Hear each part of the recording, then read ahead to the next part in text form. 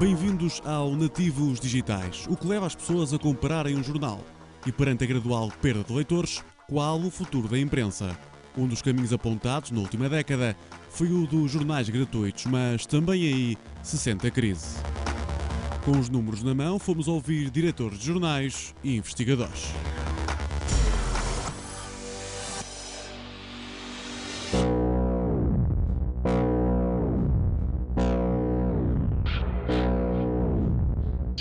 Longe vão os tempos em que o jornal em papel era a principal fonte de informação.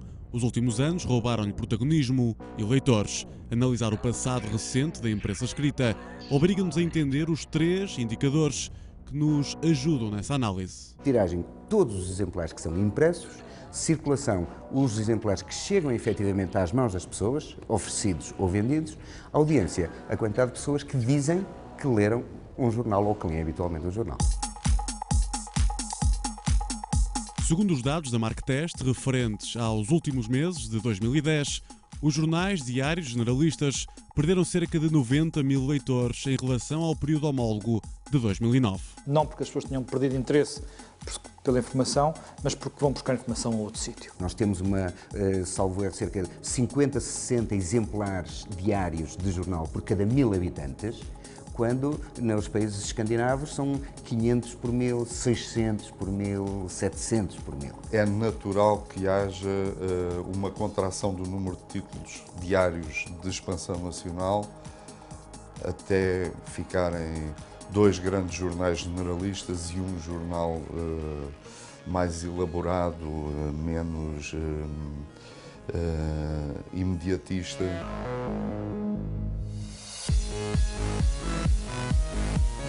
Com a concorrência das novas plataformas de comunicação, interessa perceber que futuro está reservado para os jornais tal como os conhecemos. Hoje em dia, a televisão, a rádio, o online, tudo isso nos vai dizendo mais ou menos o que se passou.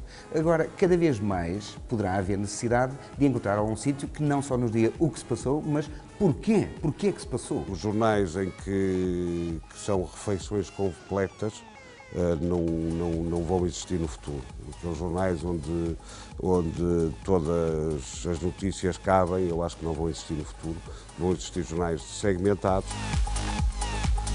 Se é certo que aos jornais vai caber a missão mais reflexiva, menos certa é a permanência da sua edição em papel, pelo menos com as tiragens de hoje.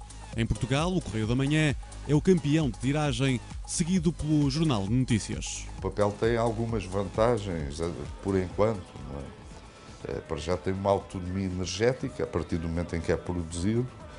Você lê-o à luz do sol, à luz da vela, qualquer luz. Tem maleabilidade, tem uma relação tátil. O New York Times, se oferecesse um Kindle, que custa mais ou menos, quando apareceu custava mais ou menos o mesmo preço do iPad, se oferecesse um Kindle a todos os seus assinantes, num ano recuperava o preço, o investimento com o papel que poupavam.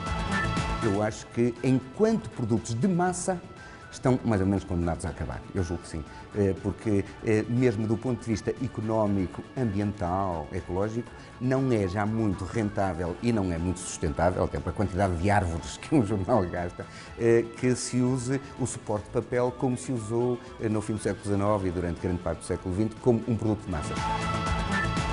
A diminuição das tiragens em papel vai obrigar os jornais a um esforço de entrada nas recentes plataformas de comunicação, só que ainda não foi encontrado o melhor modelo de negócio para essa nova vida dos jornais na rede. Nos Estados Unidos, mulheres com menos de 25 anos, a primeira coisa que fazem no dia é consultar o Facebook, ainda antes de irem tomar banho, ainda antes de irem tomar pequeno almoço. Mudaram o hábito. Se fazem isso, eu tenho que lá estar. Se calhar não vai ser uma só fonte de receita, porque já não vai ser possível, vai ser uma fragmentação de pequenas fontes, de pequenas receitas, que todas somadas possam ajudar a que eu, sei lá, eu tenho um site, há de vir um bocadinho da publicidade, há de vir um bocadinho de alguns conteúdos pagos. É que, por exemplo, os motores de busca estão ricos. Não é? O Google está riquíssimo, e grande parte da sua riqueza advém de poder entrar nos órgãos de informação de todo o mundo. Não é? Na minha opinião, os sites vão ter de concorrer com, dentro do bolo, vão ter de partilhar o bolo da publicidade destinada ao audiovisual. Apesar da incerteza em relação ao futuro, a realidade é que ainda são os jornais diários que marcam muito do que é a agenda das rádios e das televisões em Portugal. Se acabarem os jornais, as televisões e as rádios vão ter muitas dificuldades em viver, porque de facto canibalizam muito aquilo que é um produto amassado em suor nas redações dos jornais. Na minha sala de desfia tenho todas as televisões, estamos a ver, é muito raro haver uma caixa, haver algo que nos obrigue a mudar a edição, a ir atrás da história. Os números de circulação dos jornais em Portugal mostram que entre 2006 e 2010, no segmento dos diários pagos, apenas o Correio da Manhã tem uma tendência claramente positiva. O Diário Generalista da Cofina conseguiu, na última década, destronar o Jornal de Notícias da liderança e é hoje o diário pago mais lido no país. Não há segredo nenhum no Correio da Manhã. O segredo no Correio da Manhã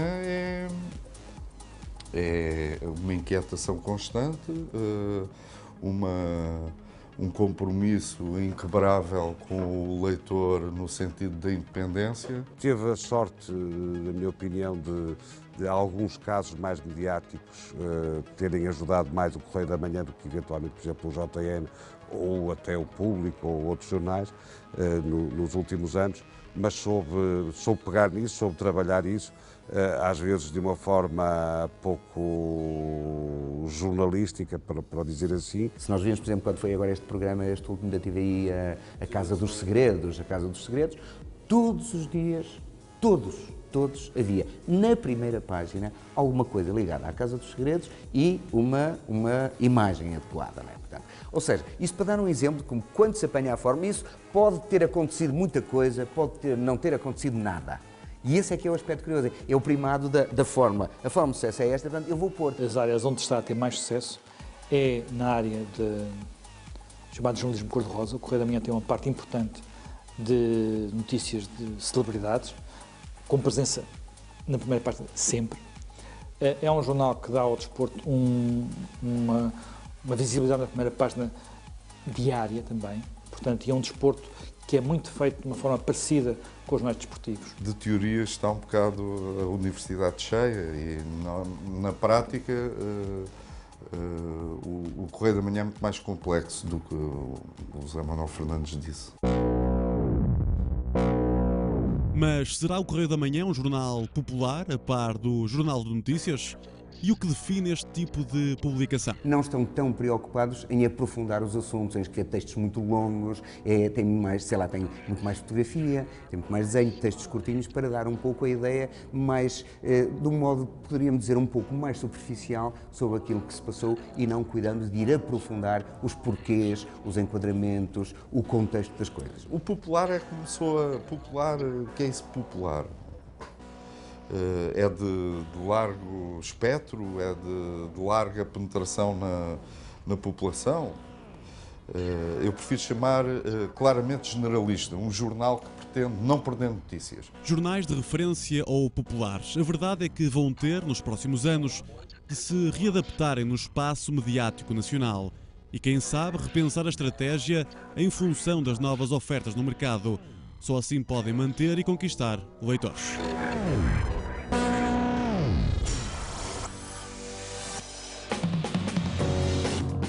Existem vários conceitos no mundo da imprensa não gratuita que são por vezes confundidos e que basicamente medem se o jornal é mais ou menos lido. A tiragem de um jornal é o número de jornais impressos.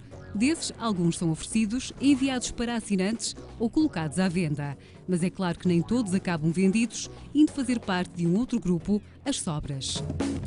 Se à tiragem subtrairmos as sobras e os jornais que fazem parte de promoções especiais, temos um outro valor fundamental: a circulação total. Estes valores em Portugal são apurados pela Associação Portuguesa para o Controlo de Tiragem e Circulação, à qual pertencem a maior parte dos títulos portugueses. Existem ainda as audiências. Por intermédio de entrevistas a uma amostra representativa, é calculado quem lê jornais e quais. Em Portugal, estes estudos de audiências são realizados pela empresa Marktest, que divulga 3 vezes por ano o Barème Imprensa. A importância prática de todos estes indicadores é fácil de perceber, se soubermos que são eles que servem de base para as decisões dos anunciantes.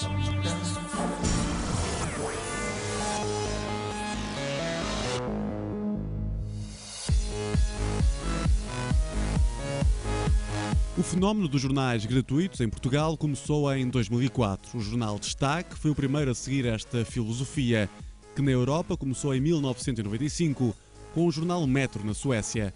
Mas qual é o target e o conceito de gratuitos como o Metro ou o Destaque que se mantêm vivos em Portugal? É feito para ser lido em 20 minutos numa média, houve 30 minutos conforme o percurso, ter a informação essencial, mas mais do que isso, não é um resumo de notícias para a pessoa chegar ali e ler. A qualidade não tem a ver com a quantidade.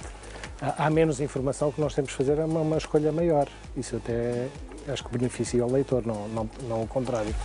Eu acho que damos um bocado menos palha que outros jornais que são obrigados a encher mais páginas do que nós. Uma das vantagens dos gratuitos é a sua forte presença junto dos potenciais leitores. As publicações tiram partido disso a vários níveis. É a grande revolução dos jornais gratuitos. O jornal já não está parado na banca à espera que o leitor lá vá. O jornal vai ao encontro do leitor, pode não só ter essa vertente da informação, como pode também, em termos de comerciais, interessar por esse contacto direto com os leitores.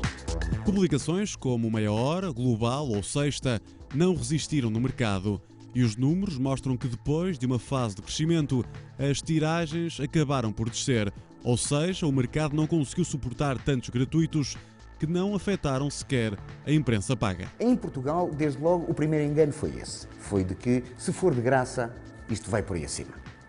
E se vai por aí acima, a publicidade vem imensa. Ora, o que é que aconteceu?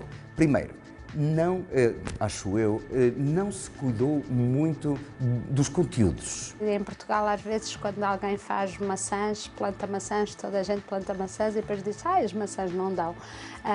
E não é que as maçãs não dão, é que o mercado, apesar de tudo, sobretudo o mercado publicitário, tem limitações. E, portanto, é óbvio que as coisas se vão selecionando e vão escolhendo e ficam os melhores. Eu acho que os gratuitos tinham um problema, não eram jornais. Eram suportes de publicidade que se distribuíam com umas notícias em cima. Acho que as críticas ficam com quem as faz. Acho que isso não é bonito de dizer. Acho que não corresponde à verdade. E acho que os diretores seja lá quais foram os diretores que tenham dito isso, de imprensa paga, deviam perceber que há muita imprensa, muita informação que não é paga e deviam olhar mais para aquilo que fazem, porque pelos vistos são os que estão a ter problemas nas vendas, não somos nós. O jornal Metro e o Destaque são os dois gratuitos que se mantêm à tona em Portugal. Resta saber se vão ou não aguentar a crise no setor.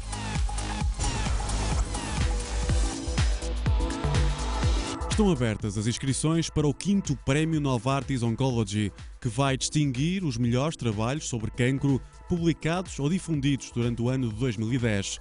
As peças serão avaliadas por um júri composto por representantes do Gabinete para os Meios de Comunicação Social, Senjor e Sociedade Portuguesa de Oncologia.